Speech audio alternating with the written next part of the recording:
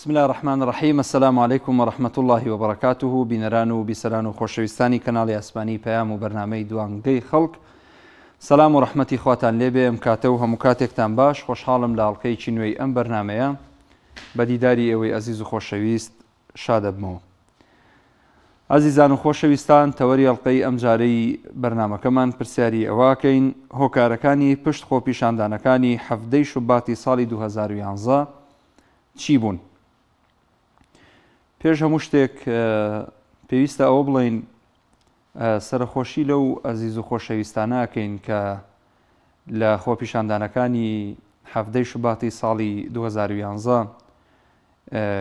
گیانی خۆیان بەخشی و فیدا کرد بۆ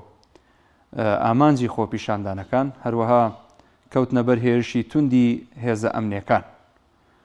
ئەو هێزانەی کە پێیان وابوو هەندێک شوشە و جام و فەرمانگەیەک یاخود بینایەک یاخود دەستگایەکی حیزبی زۆر گرنگترە لە گیانی هاوڵاتیان و ئەو دەیان شەهیدەی کە بوونە قوربانی لە خۆپیشاندانانە. خەڵک لەو کاتەیە لەبەر ناعەدالەتی و زوڵم و زۆرداری هەروەکو ئێستا چۆن خەڵک وەڕەز و بێتاقەت و بێهیوایە، لەو کاتەشا خەڵک بە هەمان شێوە و بە هەمان نەفەس بە هەمان داواکاریەوە هاتە سەر شەقام و داوای مافەکانی خۆی کرد. ئەتوانین بڵین هیچێک بوو لە هەرە خۆپیشاندانە گەورەکان کە لەم سنوور و ناوچەیە کە لە شاری سلێمانی ئەنجام درا. ئەوەی معلومە لای هەموو لایەک دەیان ڕۆژ ئەم خۆپیشاندانانە بەردەوام بوون، تیایدا دەیان چالاکی مەدەنی و دەیان هەڵسوڕا و دەیان کادیر و دەیان فەرمانبەر و ئەتوانین بڵین بە سەدان و هەزاران خەڵکی بەژمەینەت و بەشخوراوی ئەم هەرێمی کوردستانە تیایدا بەشداریان کرد. هەڵبەتە لە بەردەرکی سەرا لەوێ کۆبوونەوە و هاواریان کرد دژی ناعەدالی و نادادپەروەری وەستانەوە. ئەمڕۆ ئێمە قسە لەسەر ئەم تەوەراکەین لە کاتێکدا سبەینێ هەفتەی شوباتە، جارێکی تر یادی ئەم کارەساتە دڵتەزێناکەینەوە. حاڵەتەکەش دوو جۆر بوو، جۆرێکیان کارەساتێکی دڵتەزێن بوو بۆ ئەو کەس و کارانەی کە منداڵەکانیان لە دەستدا لەو خۆپیشاندانانە، ئەوی تریشان ئەوە بوو کە بەڕاستی هەندێک خەڵک داوای مافی خۆیان کرد، ئەمە کارێکی باش بوو و داوای ئەویانە کرد کە عەدالەت و ڕاستی و ڕاستگۆیی و خزمەتکردنی خەڵک بکرێتە کاری پێشینەی حکوومەتی ئەو کات و پەرلەمانەکەی کە تاوەکو ئێستا بە شێوەیەک لە شێوەکان لە خەمی خەڵک و هەژار و دەستکورت و فەرمانبەران و موچەخۆران و ئەو خەڵکە نەبووە بە شێوەیەکی گشتی. ئەو خۆشەویستانەی کە کۆمنتیان بۆ نووسین و هەمیشە بەشدارن لەگەڵمان بە سوپاسەوە، کۆمنتەکانیان ئەخوێنمەوە لە بینی تەلەفۆنەکانە، بەڵام نامەوێت خەڵک ڕابگرم لەسەر هێڵ لەبەرەوەی وەحدەیان هێنە ڕوە. ئەچمە لای پەیوەندی تەلەفۆنی ئەگەر هەبێ. مامجەوهەر وەرەگرم لە کۆیەوە. فەرموو مامجەوهەر. چۆنی کوڕی پیاو؟ زۆر سپاس مامجەوهەر. چۆنی کوڕی ئەخلاق و پیاوەتی؟ سپاست دەکەم مامجەوهەر. زۆر ستت ورژان زۆر گەورەیە. بەڵێ. بۆ سۆسی شێخسیەک دروست بوو، بۆ ڕاپەڕین دروست بوو، بەڵێ، بۆ ئەنفال و چیمیاباران دروست بوو، بەڵێ، بۆ حکوومەت دروست بوو، بۆ ڕاپەڕێنی 2000 ئێستاکە کە 2011 دروست بوو. بەڵێ، دەبی لە خۆمان بپرسین ئێمە چین؟ کوردین، خاتمان هەیە، ئاڵامان هەیە، خوێنی شەید و ئەنفال و چیمیابارانمان هەیە، چوارپاتی کوردستانمان هەیە، ئایا سەرکردەمان هەیە؟ لێرە پرسیارەکە لێرەدایە. بەڵێ، ئەو هەمە خەڵکە جوانە کە کوژە لە پێناوی چی بوو؟ ئایا لە پێناوی ئەو دوسێ سەرکردەی بوو کە ئێستا حکومڕایی دەکەن کە خۆیان بە گیرفانی خەڵک و سەرود سامانی کوردستان دەوڵەمەند کرد؟ دەبان ئەو کاتە منداڵەکە هاواری دەکرێ هاوار بابە خۆ چار دەورەمان بەعس و تورک و عەجەم نەبوو، کورد بوو چار دەورەی کرد هاواری دەکرد، بریندار بوو. ئەو شعرەم دانا باڵای تفەنگم بۆ چییە گەڕی سووری بۆ کردم بێ؟ شەق و لێدان و زیلت زیندانەکە سەدامی بێ ئازاری کوردان تاکوکەی بۆ ئازادی مەیسەر نەبێ ئازادی سیمای کوردانە دڵەکانمان گوشاد دەبێ کۆیلایەتیشم بۆ چییە سەردەنشتی میلەتم بێ تاکەی کۆیلایەتی کوردان کاری دوژمن دووبارە بێ وەرەسەی کورسیشم ناوێ منداڵەکەت ئەتەرم بێ شێوەی تۆ سەیرم بکە هەرژێ دەستی درشمن بێ تاکەی دژینی ماڵی کورد ئەم چاوە بە خۆم سێر دەبێ سوانی کوردان خوا لەکوێیە کە ئاگای لە میلەت نەبێ دەبڕۆبار کە تاسووە کوردستان ڕزگاری دەبێ بێنی سوانی کوردان شێوەی غاندی ماندیلا بێ ئەویش حەمەدی مەهدیە کە محەممەدە بۆ کورد دەبێت کابی لێرەدا بێ ڕێگەم بدات دەربارەی هەموو قەتی کوردستان قسان دەکەم مامدەوەر کۆیمە دینارم پێ نییە بەڵێ عەسیرەتیشم نییە قووەتیشم نییە چەکیشم نییە لەگەر یەک حەزب دژین کورد و کوردستانیمە ئەو بەرنامەی دوێنێ حکوومەتی بەغدایە بڕیاریدا لە جێگەی خۆش 30 سال حکومرانی یەکێتی پارتی ململانەی یەکتر دەکەن بنەماڵی تاالۆبانی بازانیش ململانەی یەکتر دەکەن ئەوە سراعی 64 ئێستا کە پارتی بە ئاشکرا خۆی بە ترک فرۆشتێ نەوتەکەی فرۆشتیاقی 50 ساڵە قازەکەشی پێ دەفرۆشت ئێستا بەس مایە ئاو دەستانە وەرگری لەو لای کوڕی بامدەلالیش یەک قسان ناکە لە بەغداد خواری بەکان داوای سەرۆک کۆمار دەکەن سەرۆک کۆمارێکی سپێ سەدری پاسپۆرتی بێنە لە بۆ کرد لێرە مەسعود و کوڕانی مامدەلالیش هیچ بێنە بۆ کرد ئەوە تا ئەو مام جەوهەر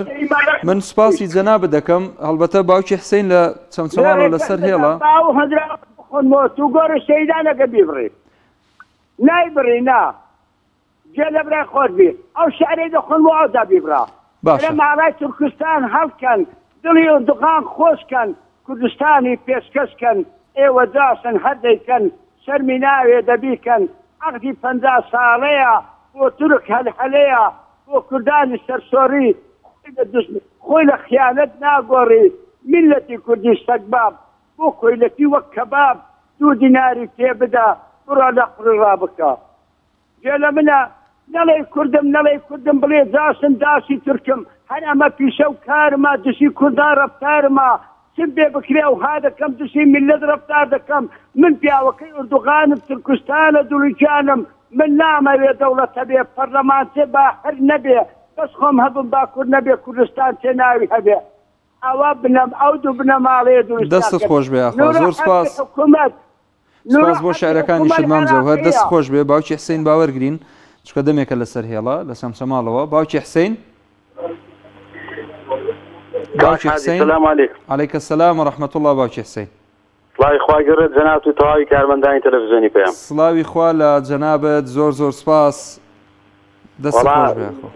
دەست سڵاو و حورمەتشم بۆ مام جەوەرێ بریارێت نەبڕیا کێشەی منت نەبووە قەینە قەیناکە وەڵام خەڵکی تر لەسەر هێڵە بۆیە دەست خۆش بەڵام وتەکانی شیر نەمام جەوەر هەموو کات گوێ لە وتەکانی گەڵ بەڕاستی هەموو وتەکانی جێگای حاجی گیان بەڵێ جان من پێم وا بێ هیچ وەکارەکانی ئەمە وەڵای بە بوغرایی نایڵێم وەکو کابرایشی ئەوە دەوڵەمەند نیم و ئاوهانیم بەڵام پێم وا بێ وەک ئێستا حسابی ئێستاکەم وەکارەکانی هەفتەی شوبات کە دروست بوو پشتیەوە لە خۆشییا بوو خەڵک لە خۆشییاوەی کرد ئێستا کا حاجی نەوتە نییە بەنزینە ئەوهایە هەر ڕۆژ بە ڕۆژ گرانە بێ غازە ئاوا گران بووە کارەبایە گشتیان بۆت کرد بە پێوە هەر چی شتت بڵێ بادە دەقاتیان کرد قەتعەیەکە نووسی دەفەی فەلافلم هەیە لە ئەبێ 3 مەتر بێت ئەوەنێ ئەگەر مەترێ بێ ئەوە هەر چی شت بڵێ لەم هەرێمەیە ئەم کابینەی نوێ دەستی بۆ بردووە ئەنجا پێش کابینێ چاکساتی ئەوە تاوان هەر لقوم بووە لە گەندەڵیە دێنە کۆمەڵی خەڵکیش مەحدیم کابینەکەن من مەحدی بەرەم ساڵح ناکەم بەڵام ئەگەر کوردەوەی بەفکری بێ حکومەتەکەی بەرەم ساڵح هەیبینە بوو خۆ داواکاری بووە پۆزیسیۆن داوایە کراوها پێوا خشتی چاک بوو بەس لەوە دێ حرمەتم بۆ گۆڕانخوازەکان ئەم لە دوای هەفتەی شوباتەوە چەند خۆپشاندنی دەستێمانی کێشە دروست بوو بۆ 1 سەعات نەچوونە گردەکە بڵێن خوان ئەوانەی بەدەنگی گۆڕانخواز چوونە بەغا دوای بوون بە ڕاوێژکار و بوونەوە بە پەرلەمانتار و ئێستا سەرۆکی فراکسیۆن لە حیزبێتر و ئەم عالەمەیان پێگەیان ئەم شاری ڕۆشنبیری کە بەداخەوە شاری ڕۆشنبیری شاری گۆڕانکاری بۆ 1 سەعات نەچوونە گردەکە خەڵکی گۆڕانخوازی ڕاستەقینە بڵێ بۆ هاتان لە میلەتە کرد یعنی سەبەبی خۆڕاستە هەموو ئۆپۆزیسیۆنە و کاتە ئەگەر شتێک بکرێ زۆر چاک بوو بەڵام کاک حاجی بۆ یەک جارێ خەڵکی گۆڕانخواز بچونێتەوە داوایان لە گردەکە بکرێتەوە تا بیان تا ئێمە مەمان کرد ئێمە دەنگماندا هەر کەسو بۆ خۆی بێ بە وەزیر و گوزیر و بڕابوویە لەسەر حسابی میلەتی فەقیر باشە بەشداریان لەم حکوومەتە کردەوە ئافرەتێکی فەقیری دژباوی شارەدار نەبوو ئیلا ئەوە نەبێت ئێستا بزوتنەوەی گۆڕان زوو ئەندامی ئەنجومەنی سەرکردایەتی نیشتیمانی کوردستان بۆ ئێستاکەنەوە بە وەزیری کاروباری کۆمەڵایەتی هەر بە نمونە ئەو یعنی کەس نەبوو بیکەنەوە وەزیر ئەمە نەبێ لەناو گۆڕانە کاک حاجی کاک حاجی من ئەڵاڵم ئەو کاتە هەموو شتێکیش باش بوو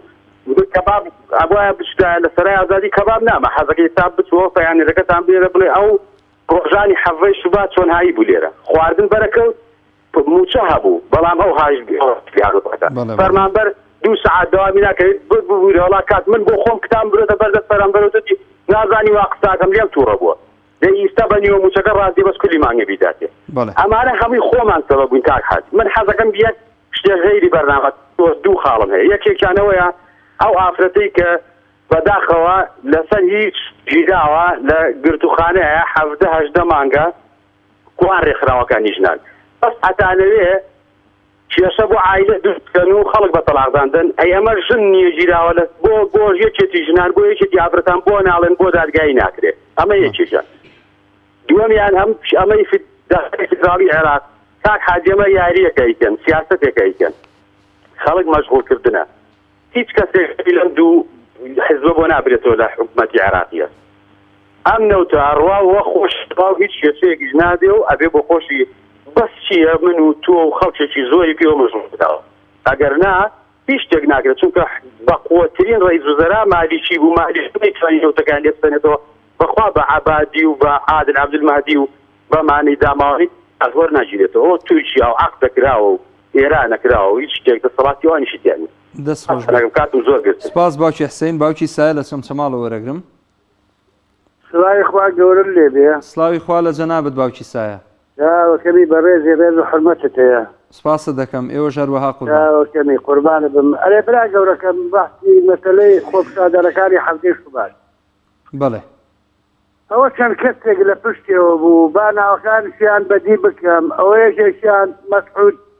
حەیدەرە کەیسا ڕایشکاری بەرزانیە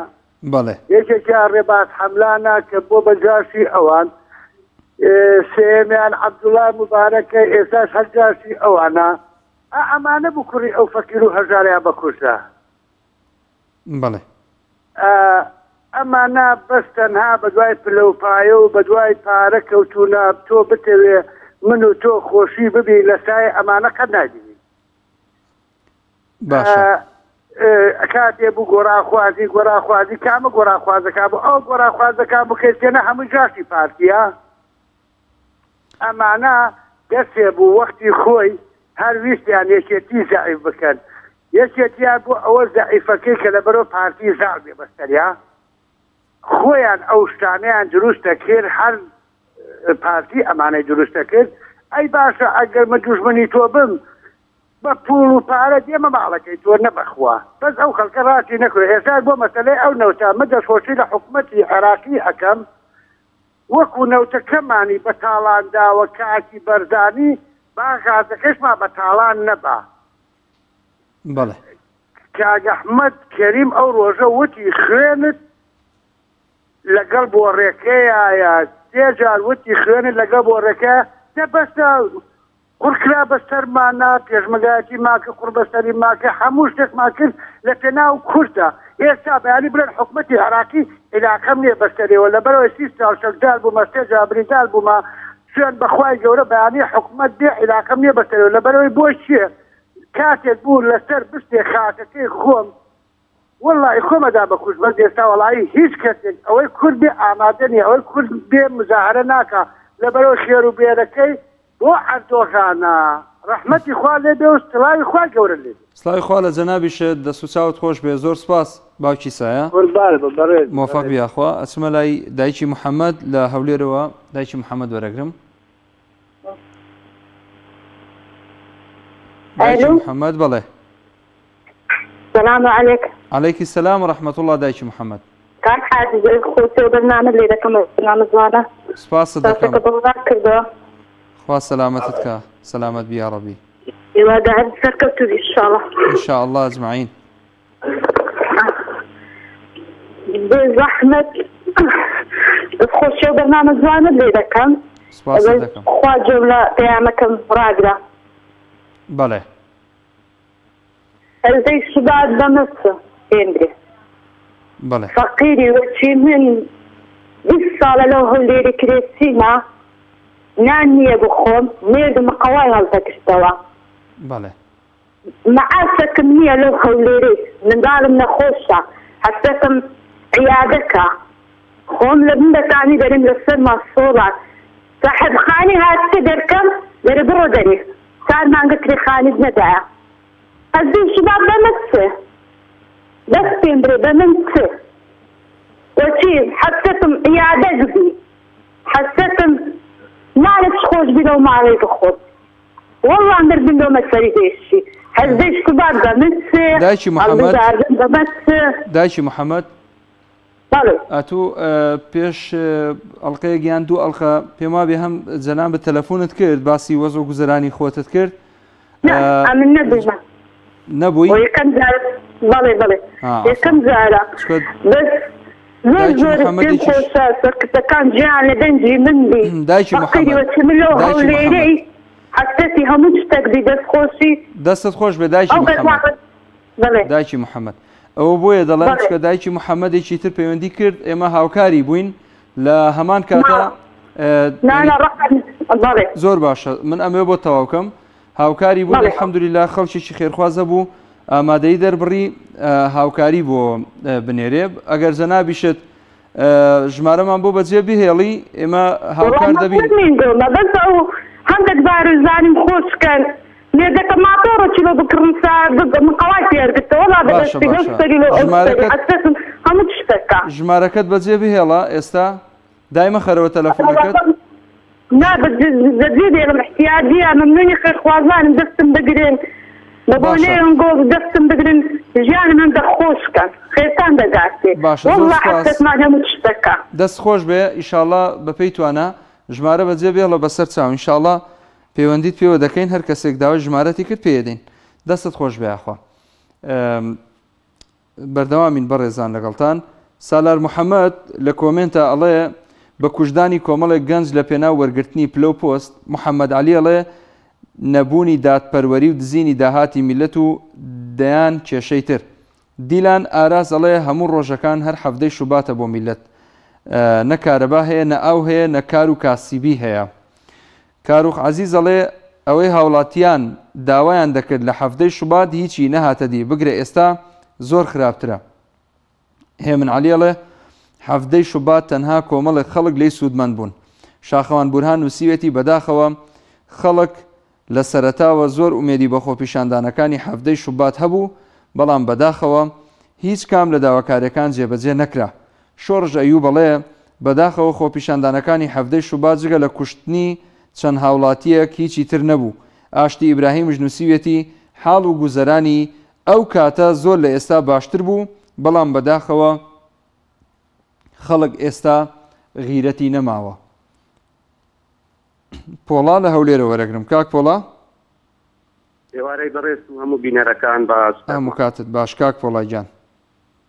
خۆزگەتەوەرەکەت لەسەر بڕیارەکەی دوێنێی دادگای فیدرالی عێراق باە کە هەموو ئەوڵوماندگوونی کورد و خەباتی لە سای سەری ئەوانەی ئەو کاڵ سامانەی کە دەستوریان نووسیوە شکۆی کوردیان شکان خەریکە هەر بەدە خودی دەستورەکە ئەگالیان دەکەنە سەر پیشداسەیان دەکەنە بەر دڵنیا بە ئەمڕۆ لێرە ئەو کەناڵی تۆ قسێ بکەم تاوا پشت لە ملت بکەن تا بێکباس بن لە ئاستی کێشەکانی ملت ئەگالیان دەکرێتە سەر پیشداسەیان دەکرێتە بەر دڵنیا بنەوە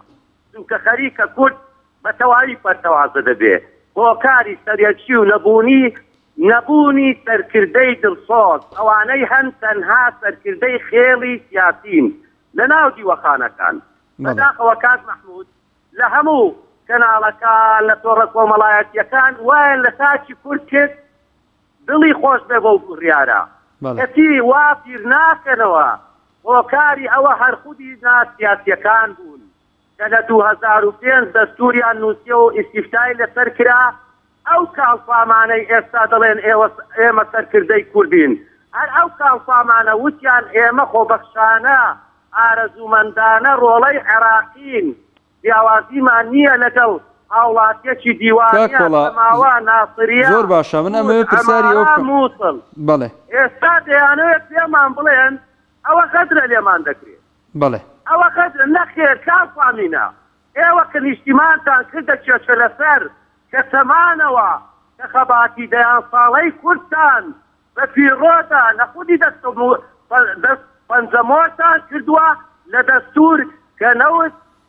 سامانی ژێرزەوی مڵکی هەموو عێراقیەکانە ئێوەش عێراقی بتووکن عێراقیەکی کاڵفام و بتووکن بەڵگەشت بۆ قسەکانم لە هەولێر لە گەنجانستی لە گوندی ئەمریکی لە گوندی ئیتاڵی لە نافتی و لە چێ و چێ و چێ ڕۆژانە دەتان بینین دەسەمێنەوە ئەنفاسیتان هێناوە کەواتە ئێوە هەم عروبەتین هەم عێراقین فرگمە ڕێژن بۆ ئەو بڕیارە ئێوە خۆتان ئەو بڕیارەتان نووسیتەوە لە دەستور هاوارمان کرد خۆی ملت بەشێنن خاک مەکەنە کێشە لەسەر ملت پەرتەوازە مەکەن لە دیوەخانە بۆگەنەکانتان کە بە دووری 10 کیلۆمەتر بۆنی خیانەت و بۆگەنی لێدێ ئێستا واتان کرد لە سایەی ئەو بڕیارەی دوونێ دەسەڵاتی عروبی شۆفێنی کە ئێستا شۆفێنیە دەست خۆش کاک کۆڵا هەر کاتێک پەلاماری کورد بدا ئێوە ڕابکەن بەرەو ئەشکەوتەکان وەک داران بەڵێ کاک کۆڵا زۆر سپاس کاک کۆڵا دەست خۆش بۆ پەیوەندێکت کاک عومەر لە سلێمانی وەرەگرم سلام علیکم کاک حاجی عەلەیکە سەلام و ڕەحمەتوڵڵا کاک عومەر گیان خواهی وڵای خۆ کاک حاجی گیان دەردی بەڵێ قوربان کاک عومەر داخرایەوە بەداخەوە کاک عومەر زۆر داوای لێبوردنەکەین پەیوەندەکەت داخرایەوە هیوادارین هەوڵ بدەیتەوە پەیوەندی بکەیتەوە سپاسە دەکەین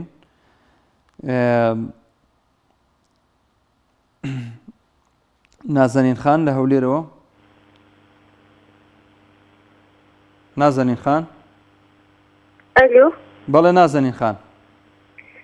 سڵاوی خۆی گەورە لەبێ بامۆستا سڵاوی خوا لە جەنابەت نازەنین خان بەڵێ جۆمان لێتە